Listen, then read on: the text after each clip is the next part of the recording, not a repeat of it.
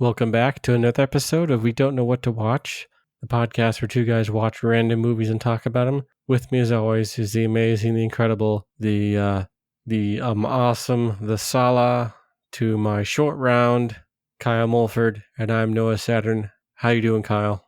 I'm feeling adventurous. Adventurous? Adventurous.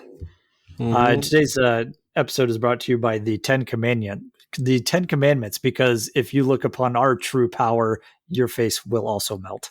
Your face will also melt, and if you didn't get the hints enough, the film we'll be talking about today is the at least one of my favorite films of all time, Indiana Jones, Raiders of the Lost Ark. Or as it was called when it first came out, wasn't it just called Raiders of the Lost Ark? Yeah, it was just called Raiders of the Lost Ark. And what is it with George Lucas movies where like they change the title after the sequel comes out because they're like, oh wait, we've got like something new here. Because originally Star Wars was just called Star Wars, and then Empire came out, and then they changed it to Star Wars Episode 4: A New Hope. Aye. But they weren't thinking ahead there. Mm-hmm. But regardless of the title, it is a fantastic movie, and this was not a random movie by us. This is one of our giant size specials, one of those episodes in which we decide to get away from the formula of spinning the randomizer and just picking out a movie that we actually do like and want to talk about. Yes, so it has been a while since we've done one of these episodes. It has been a while, but this is, like I said, one of my all-time favorites. And I was the first time I saw this, I became immediately obsessed. When was the first time you saw this? I probably would have been like 5 or 6 years old, and then we rented it from the video store on tape, Mr. Movies. Nice, because it was like we saw these movies. We saw this one like around the same time that I saw Star Wars for the first time. Because for whatever reason, my parents wanted to show them to me. Well, because they're all-time classics. See, like, you're young enough that these movies weren't around yet, so, you know, your parents had to show them to you, whereas I'm old enough that I was there when this first came out. I did not see it in the theater. My parents didn't take me to the theater much, so most movies I watched as a kid all came from me watching cable. So I never remember the first time I watched any movies, even this one. I don't remember the first time I watched this. I just know that I watched it as a kid. This came out in 1981. I would have been nearly 3 years old when this came out. So I probably saw it on cable like a couple of years after it came out. And of course, I love this one too, and watched this along with the sequels when they started coming out. And then in the 90s, in the early 90s, I went to Disney World and got to go to the Indiana Jones Stunt Spectacular show there and got to see all these stunts done live. That's definitely a really fun. And then I know at Disneyland, at least for a while, they had an Indiana Jones ride.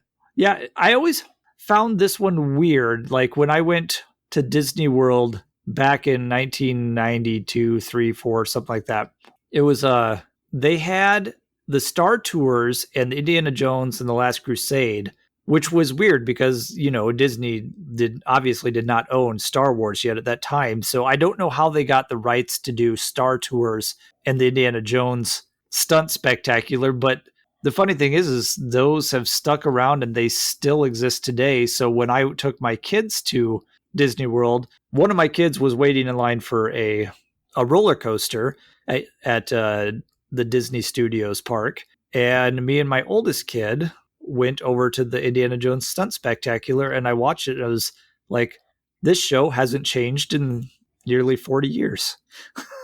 But it's still a good time. Oh, no, it's amazing. That's why it's stuck around that long, as, you know, the same stunts, the same, you know, explosions and all that stuff. They take all the best moments from the movie Raiders of the Lost Ark and turn it into a live stunt show, and it's amazing. And so I'm glad that I got at least one of my kids got to go watch that there. And then I watched, for this podcast, I watched this movie with my whole family. So my 13-year-old and 10-year-old got to watch this for the first time. Nice. Did they like it? They did enjoy it. So I'll have to get the next two going, the next two movies going for them here soon. Yeah, this is a film that has been burned into my brain, not only due to repeat watchings, but just once again obsession. Burned into your brain like the power of God on your face. Exactly.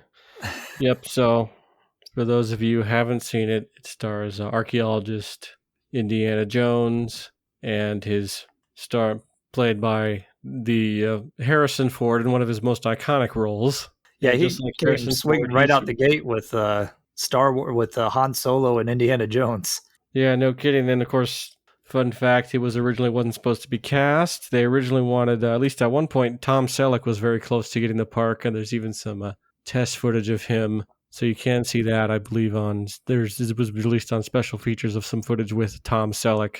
But then for whatever reason, I think it was because of Magnum PI, Tom Selleck was not able to play the part. So it went to some guy that George Lucas knew. Right, he knew him from some Star Wars movie, because well, I this think it would have was been American Graffiti. yes, this would have been a year after Empire Strikes Back, so we would have had two Star Wars movies under our belt by this point. So people knew who Mhm. Harrison Ford was at this point. Definitely. But the screenplay was written by Lawrence Kasdan, who also wrote the screenplay for Empire Strikes Back, and those were his first two screenplays. So not a bad start for him either. Definitely. And it was, of course, directed by Steve, the guy who directed the first episode of Columbo.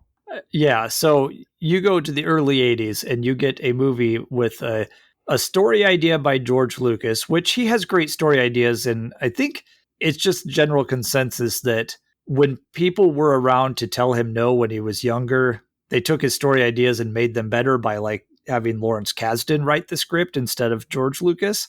But then he started having more control over his stuff and just put in a lot of nonsense.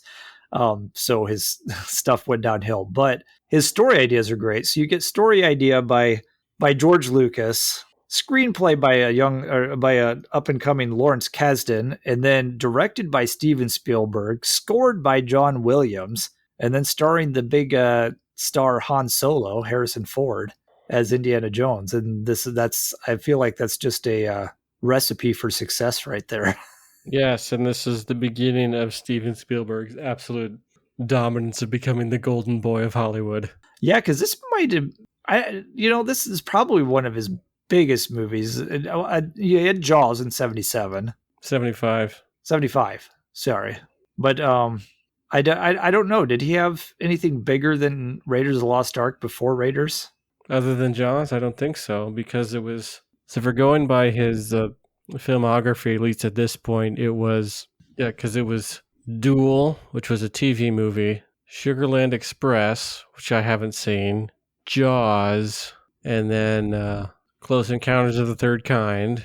And then I don't know what he did. I don't know if there. I want to say there was at least one. Oh, was it 1941? I don't know. There's some other movie. 1941 was early. Yeah. Yeah, Which I don't think and was a then real good movie. yeah, that was his first flop. But I think he did okay. Yeah. I think Steven Spielberg's going to be okay. Yes, and then he made this one, Yeah. And then a year later, E.T. So like, wow. yeah, that guy, he's kind of a hack, really. Mm-hmm. Whoever gave him a job? Some guy from Ohio.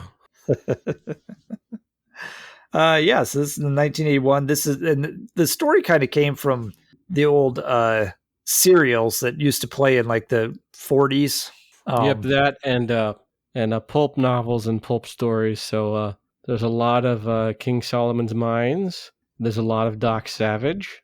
Yeah, and then they even said it in the 30s, so kind of set it back in that time period too of those pulp novels and shorts and serials and all that stuff. So yeah, I think it was kind of a fun sandbox for them to play in. Literal sandbox when they're out in the desert there. Yeah, no kidding. So this time he's after the Ark of the Covenant because he gets some information from some professors at his college, and they're going to send him after it, but he's okay because he's going to bring his gun. You know how careful I am, and then he throws his gun in the luggage. I like that this movie has a cold open that you know how James Bond always has cold opens, and a lot of time they have nothing to do with the rest of the movie. I Mm-hmm. like this one because it doesn't have a lot to do with the rest of the movie, but they talk about it afterwards and how he's like, oh, this close to getting this idol. And so he goes after this idol, and his guide or the guy with him is played by young Alfred Molina. Yeah, very young. And they go into this cave, and you get these traps in there that are set with arrows coming out of the walls and sticks coming out of the walls, and there's spiders. And then he sets the thing on he takes the idol and puts another thing on there to keep the same weight, but it doesn't work, so he gets chased by the boulder. So you start with this huge action piece that's just a whole lot of fun and kind of gives you an idea of who this character is. And then he And it hops in a lets you plane and know, and then it lets you know what kind of world this is. And yeah. then just when you think he's fearless, you find out that he's afraid of snakes. There's a giant snake in the plane. That's my pet. Yeah, and then flies home, and he goes back to his professor job. And That's the whole movie. he's The end. Yep. yeah, it's just very very short adventure.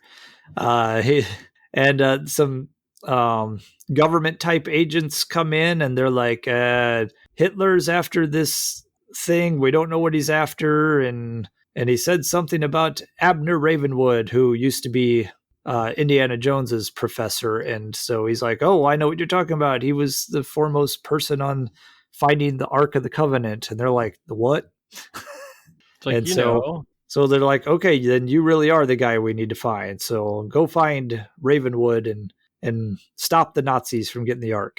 And then he proceeds to allow the Nazis to get the Ark. whoops.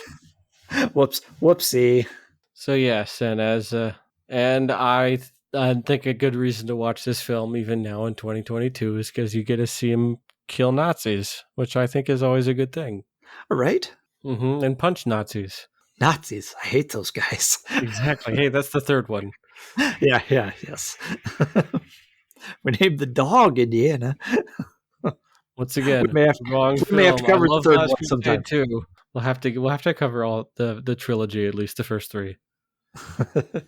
So we find out Ravenwood is passed, but like there's this medallion that he's looking for that helps find the Ark, and his daughter Marion has it, and you find out they had I'm wondering if this might have been like a little young for him to be messing with a student, but they don't really go into that, so that's good. Mm-hmm.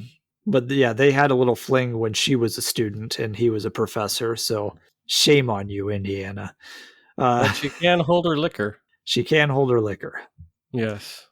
She somehow she ended up being a bartender in Nepal on top of a snowy mountain somewhere. Yeah, can we talk about how that's such a great character introduction for Marion? Right when she's like slumped over, like having a shot drinking contest with a local yokel. Yeah, so I just love how the reveal, like where she's like, no, I got it. And then the local just like is, standing there blank faced and then just falls over. And she wins all the money. Exactly. Marion Ravenwood. I love the whole bar scene because Indiana Jones goes to find her in that medallion, and then you get the creepy Tote or Tot, or I don't know how to say his name, played by Ronald Lacey. And this guy was one of the first villains of the film. Yeah, and he's a great creepy Nazi, and he's kind of like a weaselly little man.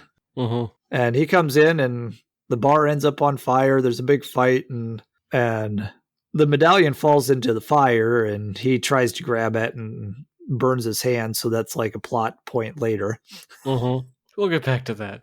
And but Indiana and Marion get out with the thing, and then they fly to where they're over to just outside Cairo, where the Nazis are digging and looking for the treasure. And then the same person who foiled him and stole the idol at the beginning, because we didn't mention that, there's a guy named Belloc who also tries finding all these artifacts, but only for his own gain. He sells them on the black market and stuff. But you find out he's helping the Nazis, and so he's running into Belloc again. And he meets his friend who lives in Cairo with his many children, Sala. Sala, played by John Rhys Davies, who you might know as Gimli from The Lord of the Rings. Although he's a bit taller in this film. How'd that happen? Did I he don't know. shrink? I think so. Sometimes when you get older, you shrink. And he was great as always. I like John Rhys Davies. Mm-hmm. And you know, Belloc finds out that that Indiana Jones is there, and chaos ensues and fighting, trying to kill Indiana. And at one point, wonderful chase sequence, great action. oh, and then you get the infamous scene where there's a swordsman that comes out twirling his sword around, and then Indiana Jones just pulls out his gun and shoots him without even looking at him. Because everyone on set had dysentery at the time. So there's interviews of there's an interview where Harrison Ford goes, "So I just went to Spielberg that day, and I go, why don't I just shoot this son bitch?" He goes, "Oh, I was thinking the same thing." So yeah, that was I think, you know, people were sick at the time, and they had a tight shooting schedule, and so they're like, well, it was supposed to be a big sword and whip fight that was supposed to last a while, but they saved a couple days of shooting by just going, okay, he twirls his sword, you shoot him, and then we walk away. Oh, let's go to film our next scene. Yeah, it becomes such a great gag. And then it became this like just legendary scene in the film, and it's even referenced in the next movie. And they kind of play they play back a little gag with that.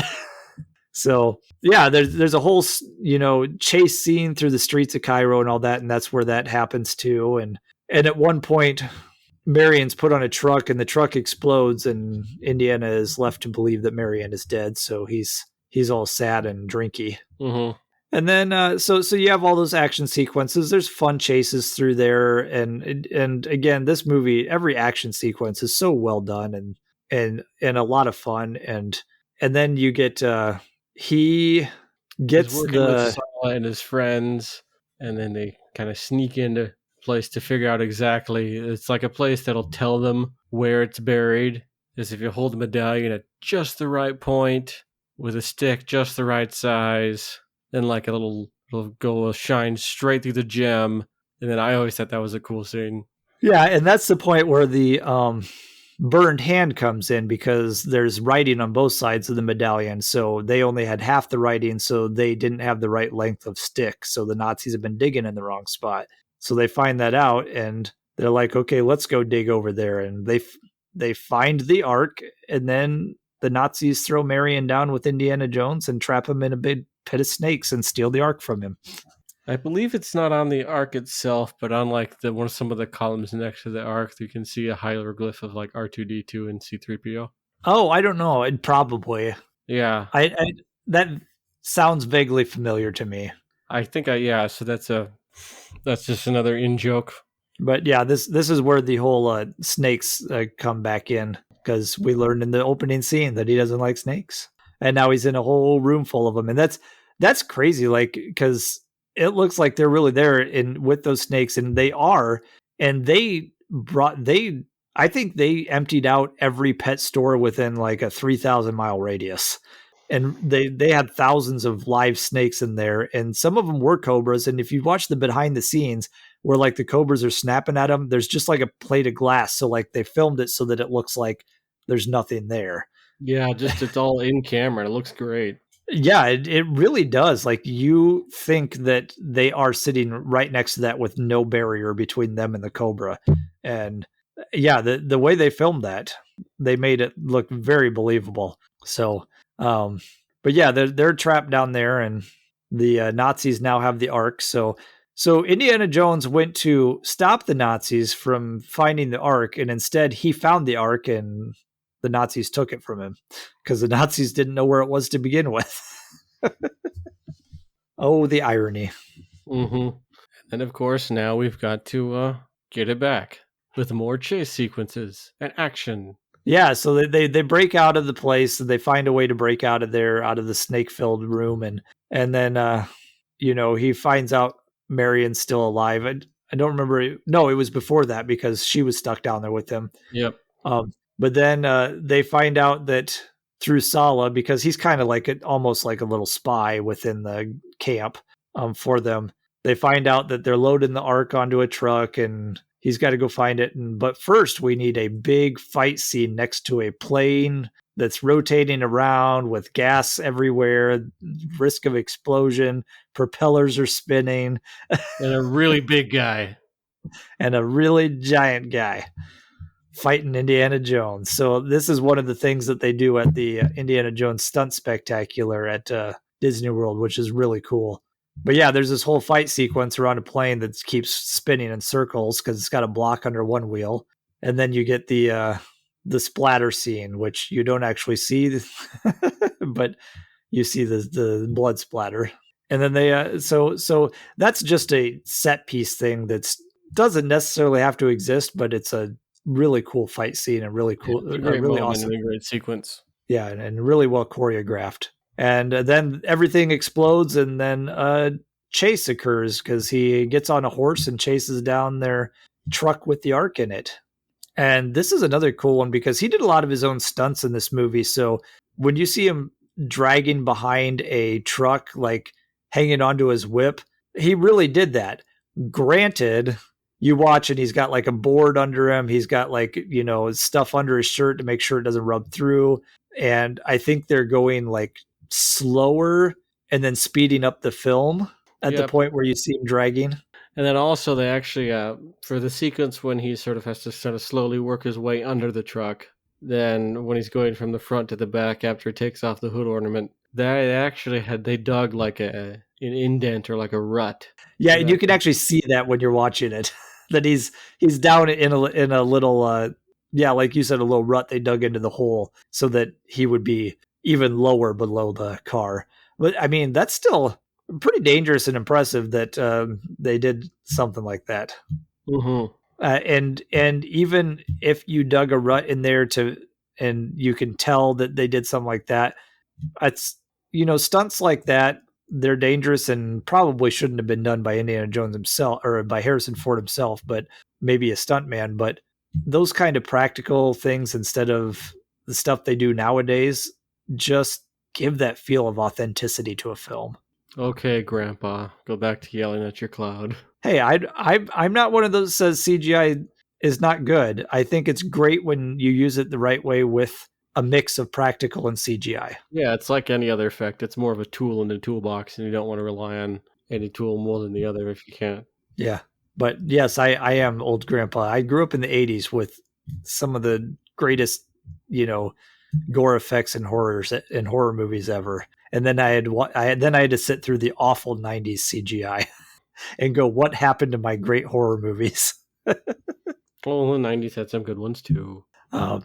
But yeah, so there's the whole that whole chase sequence is another great action sequence all the way through. He's fighting inside of a truck, he's fighting outside a truck, and people are climbing on trucks and all while they're moving. And the funny thing I noticed though while rewatching this was they'll show a shot and they're like people on the side of the truck, and so he slams them against trees along the side of the road, and then all of a sudden they show a wide shot and they're just in an open desert, no trees anywhere. And then it was like a canyon or something, but that's how I remember it. And then you see like a shot. There was one shot where someone falls off of a cliff, and then the very next shot was back in like a bunch of trees again. And I'm like, the cutting between the trees and the cliffs was very jarring this time around because like, are you in the desert or are you in the forest? I don't know. So that was kind of a weird. That was one weird anomaly I found it with the editing of this film. It's like back and forth, just whatever is convenient, because it's like, oh, guys on the side of the truck, we need to hit them against trees. But then if you're in long shots, it's like, oh, this is cool. We're over on the edge of and we're going to push this car off of a cliff. You better tell you got him. The movie's terrible now. You ruined everything. Yep, you got it. You pointed something out extremely nitpicky, and I'm sure Frank Marshall was aware of, but they did it anyway because the sequence worked. Hey, did I say the movie was bad? No, I like you can point out nitpicky stuff like without and it doesn't mean that I don't absolutely 110% love this movie. It was just something I noticed. That is funny.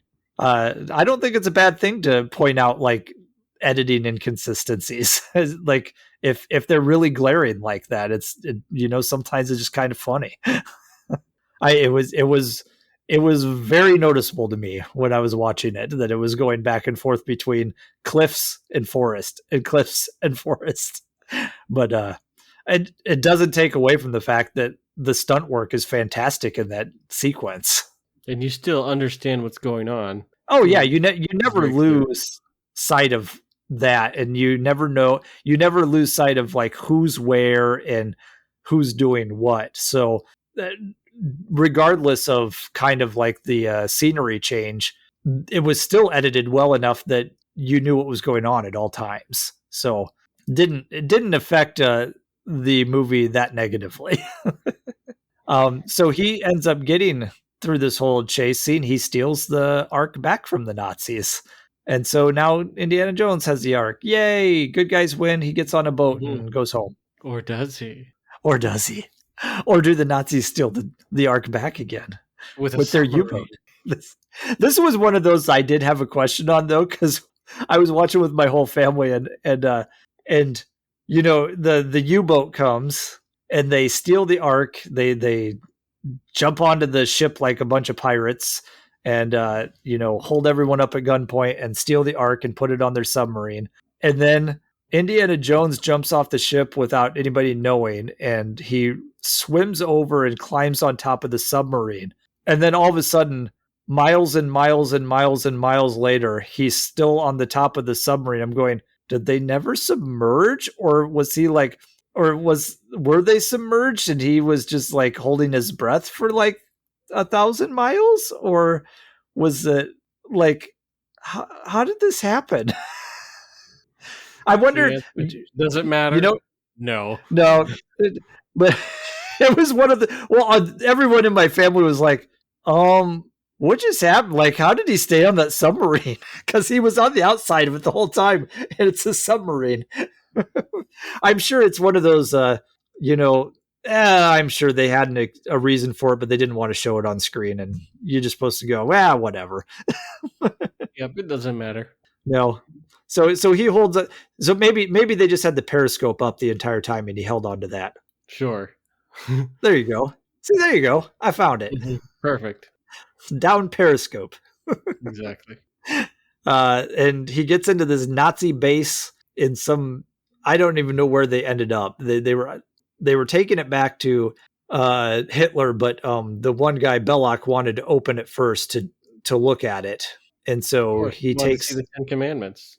Yeah, he wants to see if he's what the 10 Commandments are and if he's broken any of them. I mean, he's stolen the 10 Commandments twice, so that's like breaking a commandment twice there just to get the commandments. That's at least one of them, yes.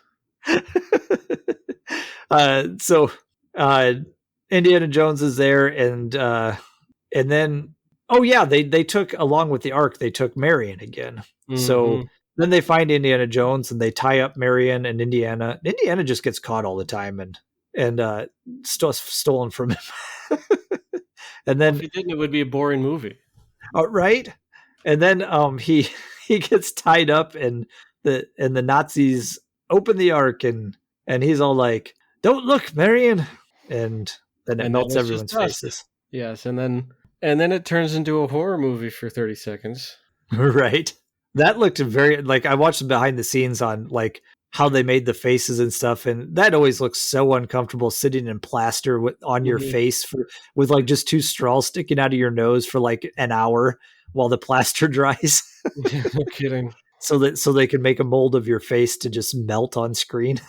But some of the effects, these were some more, and yeah, I'm Grandpa Kyle here, but like another thing I like about practical effects is seeing the like ingenuity they had to come up with to like make certain things happen. So like when the lightning's going through them, they're filming from the back and they just have these lights like shining up on their faces that are attached to the front of them. Like when they're showing everybody getting electrocuted, and then they make the face and they melt that like with a close up, and when the ark is open, and yeah, so it's pretty cool. All the Nazis die. It's nice.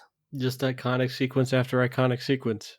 It really is. It's just like every action sequence in this is something like you'll always remember if you watch this movie.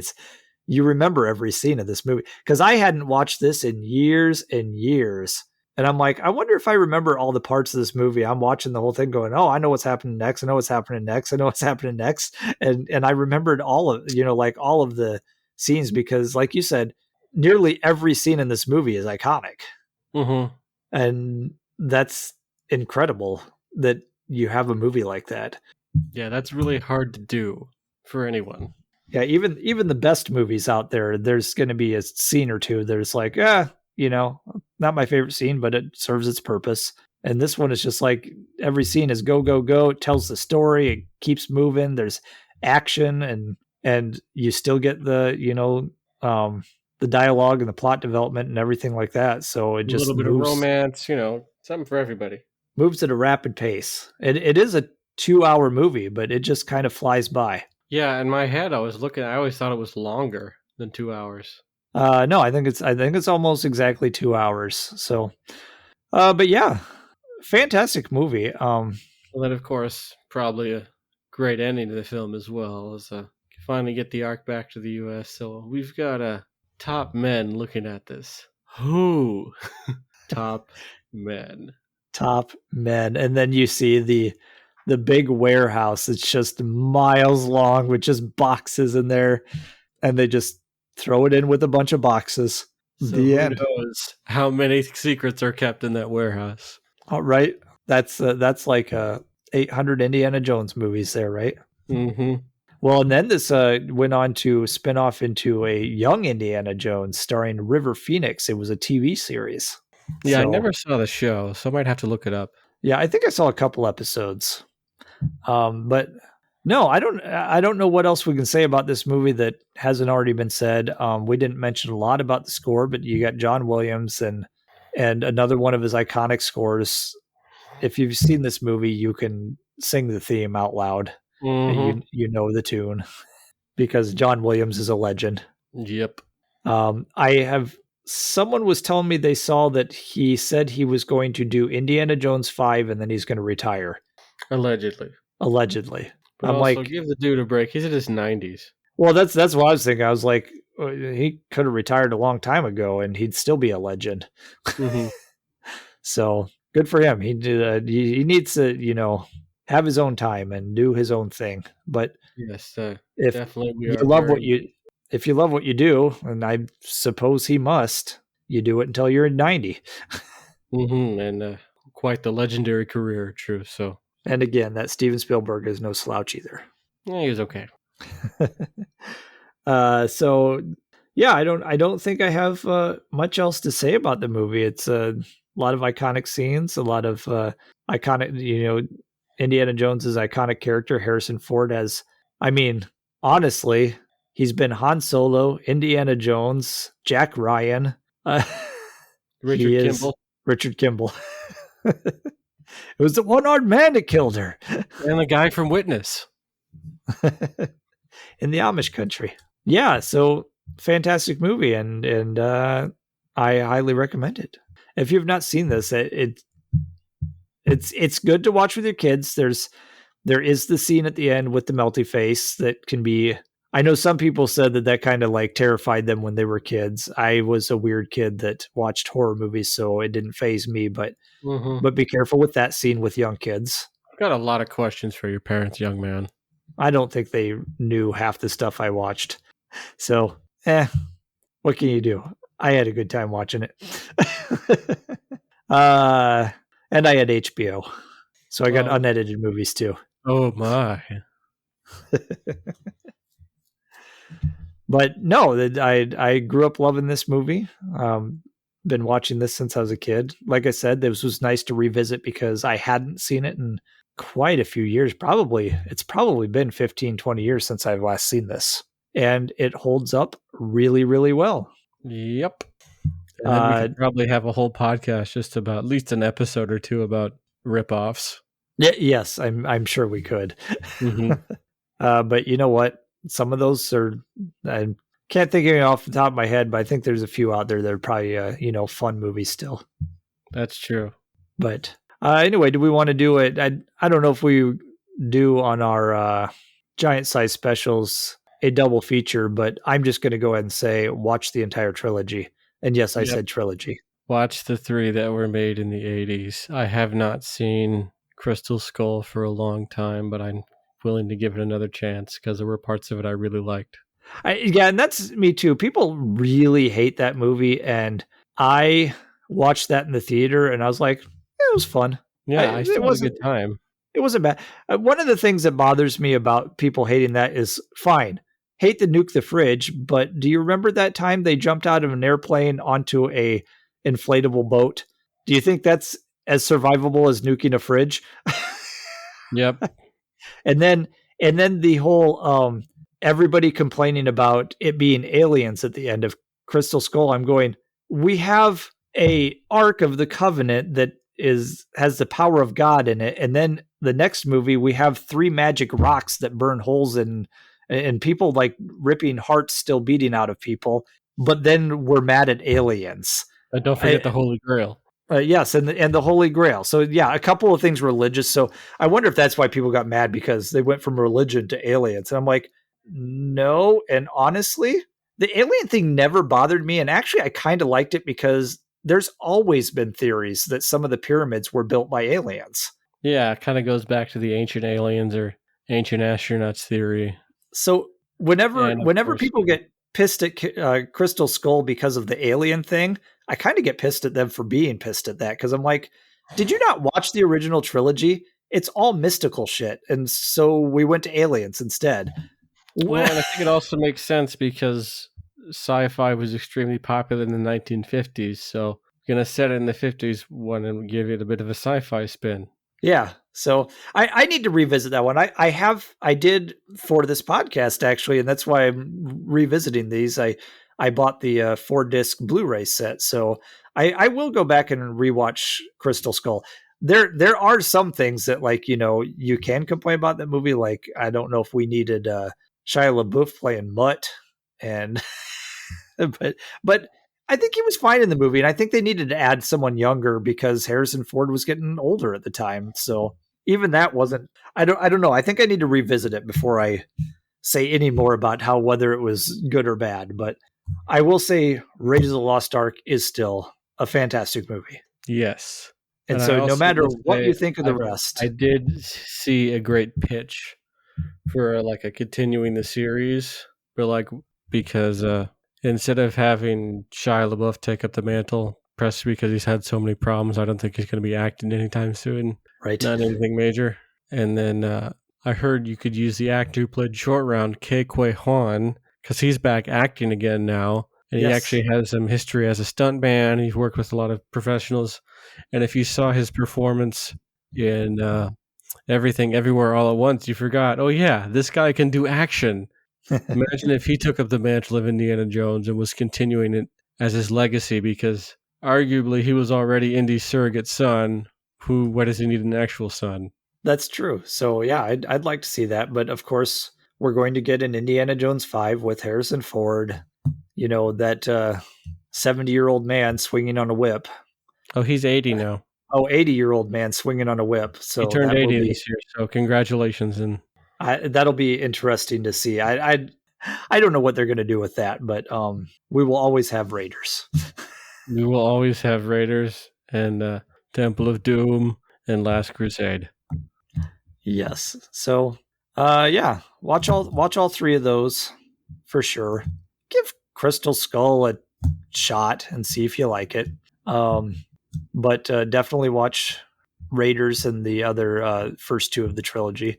But other than that, I guess we can sign off of our latest giant size special. Make sure to follow us on social media. On Twitter, I'm at Noah_Saturn. That is spelled SATERN.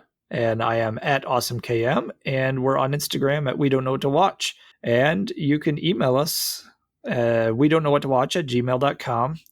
And like, subscribe, follow, comment, send us an email. We'll read it on air. And until next time, I hate those Nazis. I hate these guys. Nazis. I hate these guys. Yes. Now I just want to go watch Temple of Doom and Last Crusade again. So I will. All right. Bye-bye.